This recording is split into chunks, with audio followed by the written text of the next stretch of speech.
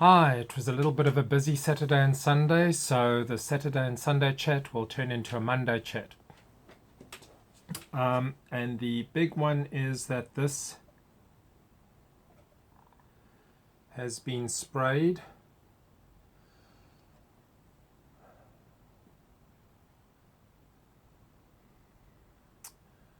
Which I'm very, very happy with. It's not quite set completely, so I don't want to touch too much on it, even though it's one day since spraying. Being this high gloss Humbrol, well, it's actually, I think this one's not a Humbrol, this is something else. Needs a couple of days to a week, so actually I'm not going to touch this for a good time because I don't want to wreck all that work that's gone into this. And I found the decals, thank goodness. So this is almost ready. There's a few little bits of painting left, then a delicate decal job, a little bit of weathering here and there, and then that'll be done. And this is a bicycle spoke that I've managed to put into the one of the given holes. So that held on quite nicely.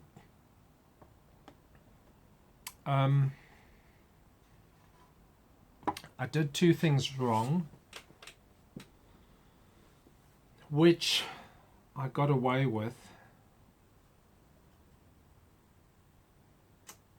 To a large degree. Around the canopy area, because that was onto clear, I didn't want to spray the gloss blue straight onto the clear. Better to have a base coat on there. And the base coat grey that I did, which I made a sort of a satin matte, probably ended up being more of a satin. I was quite aware at the time of mixing it that I was going a little bit dark, and that spraying a colour, a nice strong colour, over something which is light plastic and dark is really not a good idea. It's almost never a good idea. And I ended up mixing that grey a little bit too dark, grey-blue. So I sprayed that and then sprayed the blue, and you could immediately see that this was not a good idea. I should have mixed a grey that was closer to plastic colour. Luckily, I mixed the blue strong enough to overcome that. So if you look very closely now, you will notice that the canopy framing is slightly darker, but it will hardly come across on here. Slightly darker than the blue of the rest of the spray job. That was point number one. So, you know, I know it at the time, and I'm just in a hurry, and I want to mix those paints, and I just want to get the thing sprayed so that I can get on to the next job, which is spraying the blue. And you really just have to slow down and not, you know, they're really such basic mistakes, which I make for myself. There was also a little bit of the overspray of the grey around the intakes, which was dark grey on a lighter plastic. The second mistake that I made was in masking all of this and even the canopy areas. I used a mix of tapes, a Tamiya tape and another brand name, and the other brand name was not as tacky, which is, if you put it on and don't do anything and it's on a flat area, that's all good, but it starts lifting. And in fact, some areas around the canopy, you can see that it starts lifting. But luckily, I think my initial layer of the masking down there held on strong enough, so I didn't get any blue around here, and I don't think I will have. I'll take that last bit off tomorrow or something. The reason that piece is there, by the way, is because I sprayed that front windscreen separately. It's not on there because I'm still missing that little piece, which I still haven't found. So what I'm going to do when this is finished, I will put on that canopy lightly with a dot of Humbrol Clear Fix or something, And one day when I find that piece, then put it back on. So my point there is Tamiya tape is the thing. You get different tapes, you know, tapes that go around curvature better and make angles better. But just beware of that, you know, taking all the trouble to do a difficult area, but it's with a low tack tape that a day later starts lifting. So yes, I managed to get a very good job there, but I could have ended up with a little bit of disaster.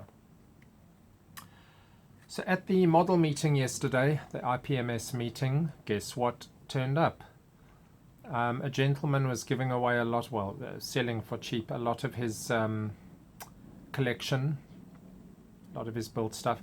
This could have been late 60s or 70s that he built this, and lo and behold, there's a Caravelle.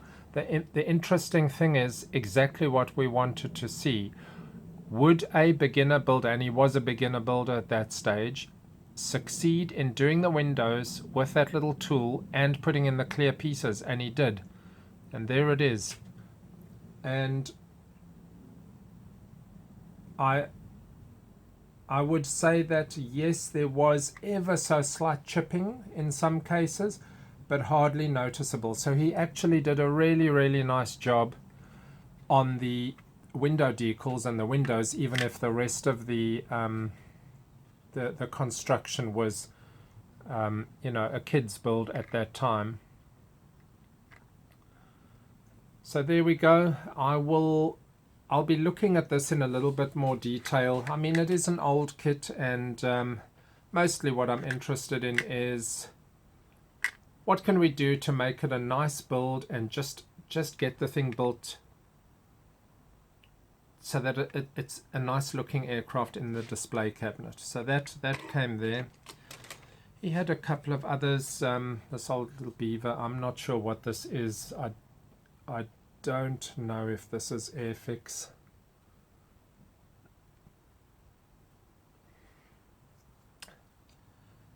Okay, the other Phantom is now at this stage, which is getting very close to painting.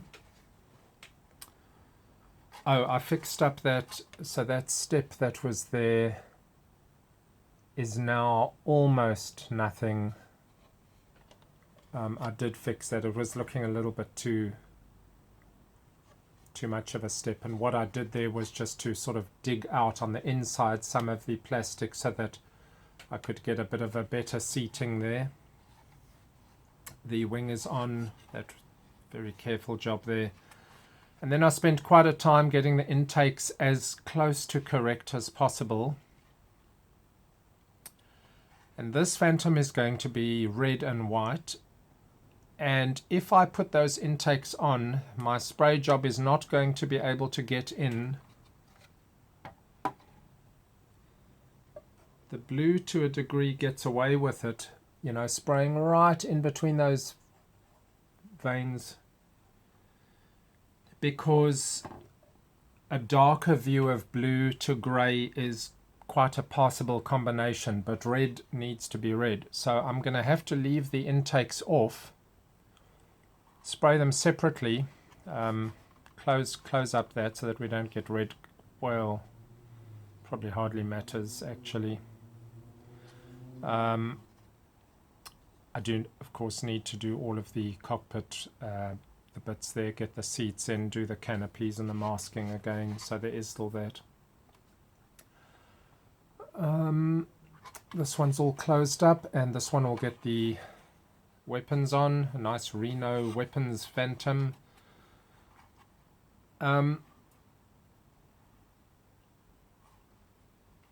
So gluing on the intakes after spraying red is a problem, but I think it's less of a problem than putting them on and spraying.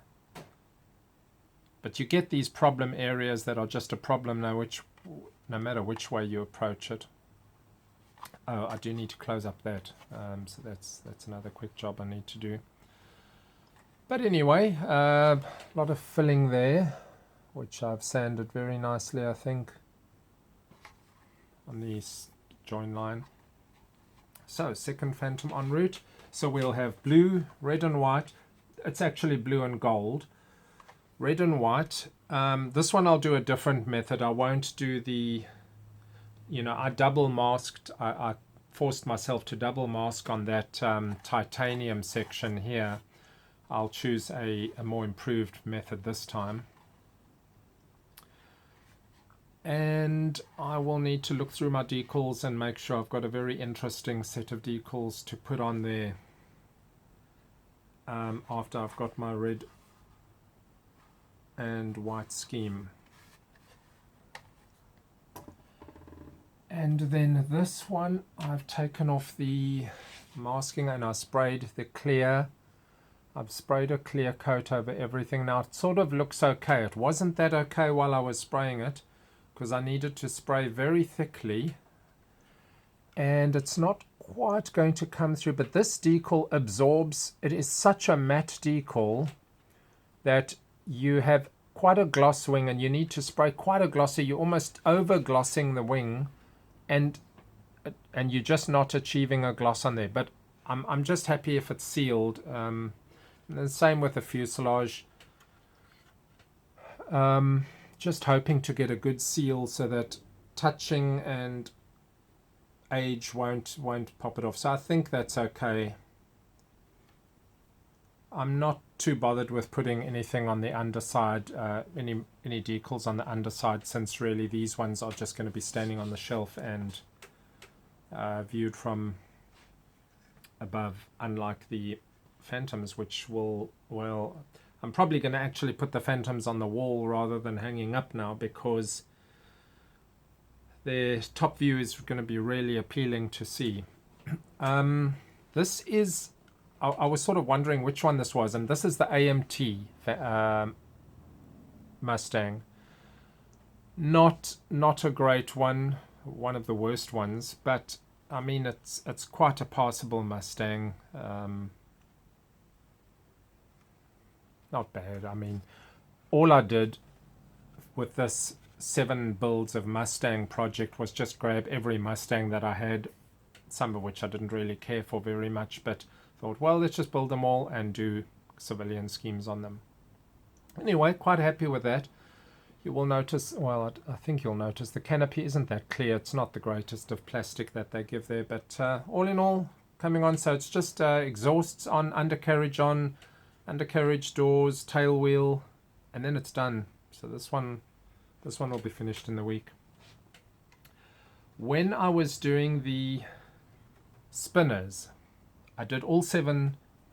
I sort of had them all ready, and each time I was doing a particular color, I would just spray a spinner or pieces of a spinner. And I didn't really plan which one would belong to which aircraft, which was technically I could have done better there, but on the other hand, I was leaving it up to chance. So that the spinner color that ends up on any particular one of them is just random chance, which is not bad at all. This red one looks okay. Actually, a couple of them looked okay on that green scheme. But the red looks totally fine. That's okay.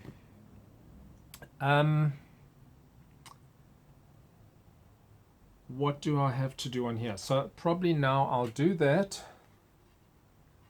I will tape. Oh, okay. I do need to finish that area. So I mean, it's still going to be a little while before this is ready. A lot of the weapons work. So I am sitting up cleaning up the weapons. So I think I'm going to be doing all of the pylons separately. It's very nice to be able to spray a nice clear flat surface. So I won't be putting any of them on. They can be, anyway, they'll be a different color. They won't be red. Although I may do a different undersurface color, not red. I'll think up something interesting. Okay, so that's about it on this lot. We'll see what's in the next video. Happy modeling. Cheers.